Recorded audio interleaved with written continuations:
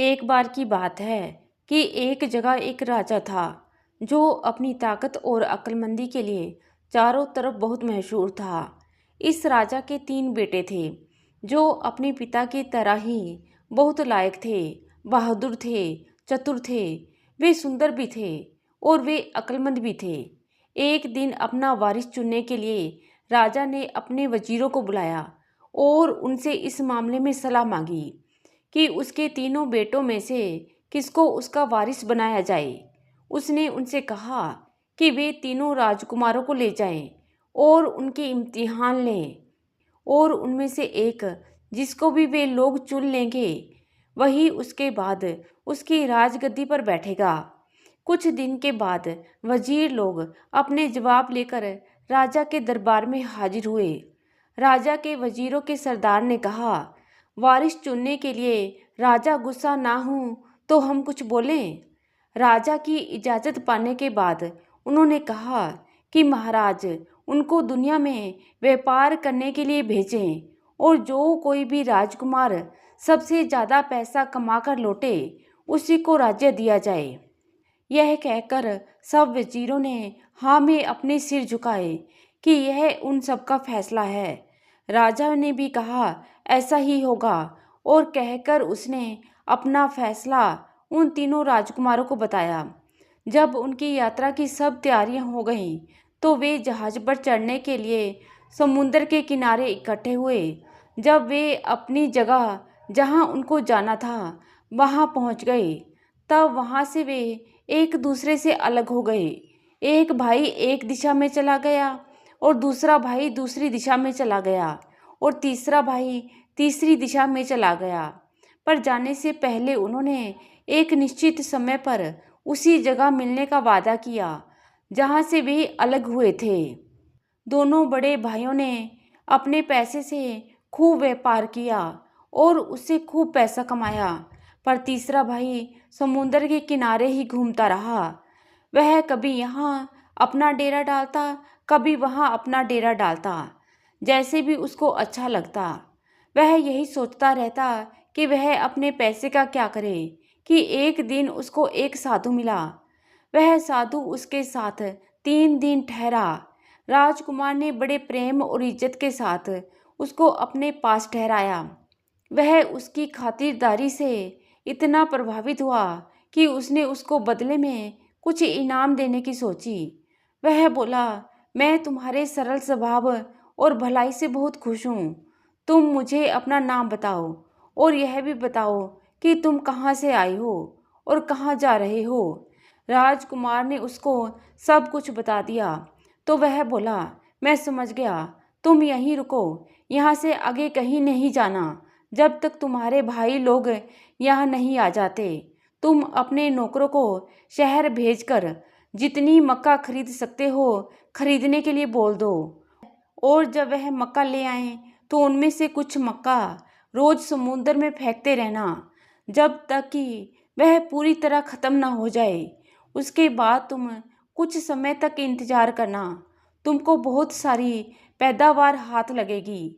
ऐसा कहकर साधु ने उसको आशीर्वाद दिया और वहाँ से चला गया। राजकुमार ने उस साधु के कहे अनुसार ही किया। उसने शहर से बहुत सारी मक्का खरीदी और उसे अपने डेरे के पास इकट्ठा कर ली। फिर वह उनमें से एक माप मक्का करीब करीब 6 महीने तक रोज समुद्र में फेंकता रहा जब तक उसकी सारी मक्का ख़त्म नहीं हो गई।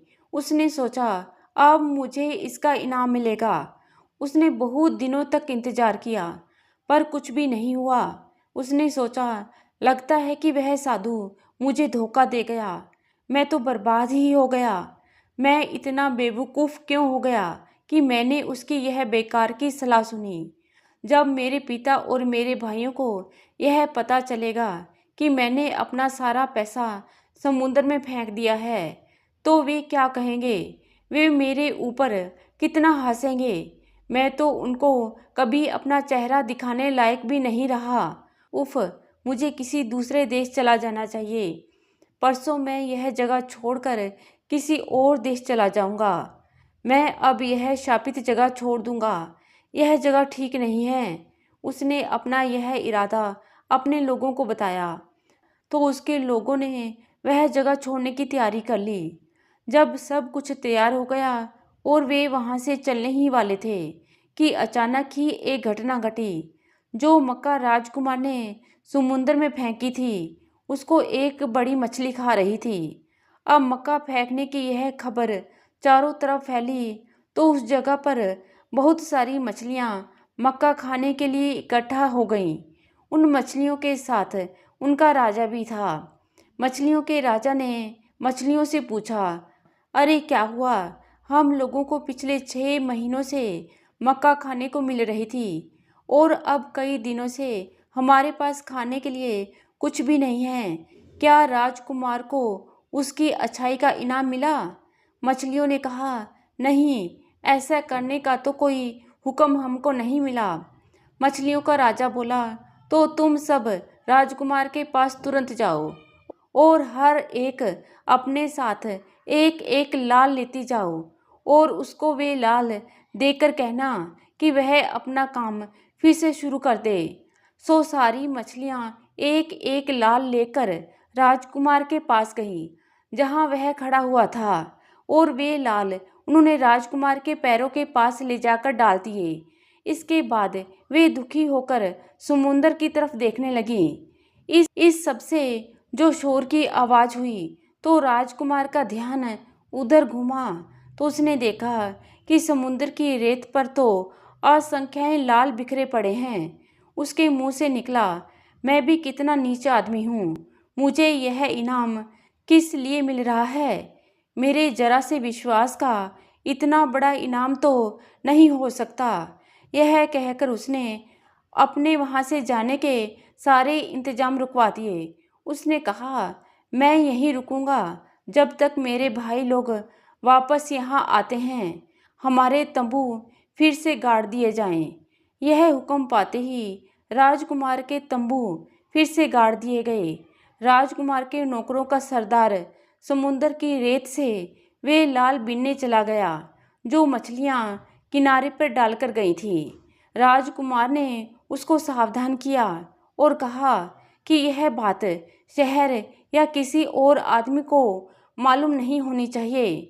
कोई भी आदमी इस बात को किसी से ना कहे, यहाँ तक कि मेरे भाइयों को भी यह बात पता नहीं चलनी चाहिए। मैं तुम्हें चेतावनी देता हूँ, तुम मेरा विश्वास मत खोना। अगर तुम लोग मेरी बात मानोगे तो मैं तुम्हें भरपूर इनाम दूंगा। उसके नौकरों के सरदार ने उनसे वादा किया कि वह ऐसा ही करेगा। फिर जितने भी दिन राजकुमार वहाँ रहा वह रोज मछलियों को मक्का खिलाता रहा। उसके खजाने का कहीं किसी को पता ना चल जाए, इसलिए उसने वे सब लाल गोबर के बने हुए छोटे छोटे ढेरों में छिपा दिए और फिर उन ढेरों को सुखा लिया। कुछ समय के बाद उन लोगों के जाने का समय आया ताकि वे उस जगह पहुंच सके जहां उन तीनों भाइयों ने मिलने का वादा किया था। यह तीसरा राजकुमार अपने समय का इतना पाबंद था कि वह उस तय की हुई जगह पर अपने भाइयों से 1-2 दिन पहले ही पहुंच गया। जब वे सब मिले तो उन्होंने एक दूसरे से पूछा, तुम्हारा कैसा रहा? सबसे बड़ा राजकुमार बोला, मैंने कपड़े का व्यापार किया और मैंने इतना पैसा कमाया। कहकर उसने बताया कि उसने इतना पैसा कमाया। उसके दोनों छोटे भाइयों ने उसकी बड़ी तारीफ की। दूसरा राजकुमार बोला, मैंने बनिए की तरह व्यापार किया और इतना पैसा कमाया। उसने भी अपनी कमाई हुई रकम बहुत सारी बताई। तो दूसरे दोनों भाइयों ने भी उसकी खूब बड़ाई की। सबके बाद में छोटा राजकुमार बोला, भाइयों जरा मेरी किस्मत देखो। कहकर उसने अपने साथ लाए गोबर के छोटे छोटे ढेरों का ढेर उनको दिखा दिया। उसके दोनों बड़े भाइयों ने अफसोस जाहिर करते हुए कहा, उफ, हमारे भाई ने यह कैसा व्यापार चुना जिसमें उसको कोई फायदा नहीं हुआ। जल्दी ही एक जहाज किराए पर ले लिया और तीनों राजकुमार अपने नौकरों के साथ उस जहाज पर चढ़ गए और अपने देश की तरफ चल दिए। अब हुआ ऐसा कि जहाज पर लकड़ी के बारे में बहुत बड़ी बेवकूफ़ी का फैसला हो गया। आधी दूर तक पहुंचने से पहले ही उसकी लकड़ियां बहुत कम रह गईं। जो जहाज का कप्तान और दोनों बड़े राजकुमार सबसे छोटे राजकुमार के पास आए और उसे जहाज के लिए उसके गोबर से कुछ ढेर मांगे। उन्होंने उससे यह भी कहा कि विदेश पहुंचते ही उसकी कीमत उसको दे देंगे। राजकुमार ने उनको वे ढेर उतने ले जाने की इजाज़त दे दी जितने उनको वे चाहिए थे। सो अगले दिन उनमें से लाल निकालने के बाद उसने उनको बाकी बची यात्रा के लिए काफ़ी ढेर दिए। इस तरह जहाज ठीक समय पर उनके देश पहुंच गया और शाही सवारियां किनारे पर उतरी। तुरंत ही वे सब अपने पिता की महल की तरफ चल दिए। उनके घर पहुंचने के 1-2 दिन बाद ही राजा ने सारी जनता को बुलाया जिसके सामने राज्य का वारिस घोषित किया जाना था। सो बहुत सारे लोग राजा के महल में आकर इकट्ठा हुए। राजा अपने शाही ढंग से अपने दरबारियों के साथ आकर बैठा। उसके चारों तरफ लोगों की भीड़ थी। राजा ने तीनों राजकुमारों को बुलाया ताकि वे राजा और जनता को अपना लाया हुआ पैसा दिखा सकें और अपनी यात्रा के अनुभव सुना सकें। सबसे पहले बड़ा राजकुमार आया। उसने बड़ी ऊंची आवाज़ में अपनी यात्रा का हाल बताया और अपनी लाई कमाई दिखाई।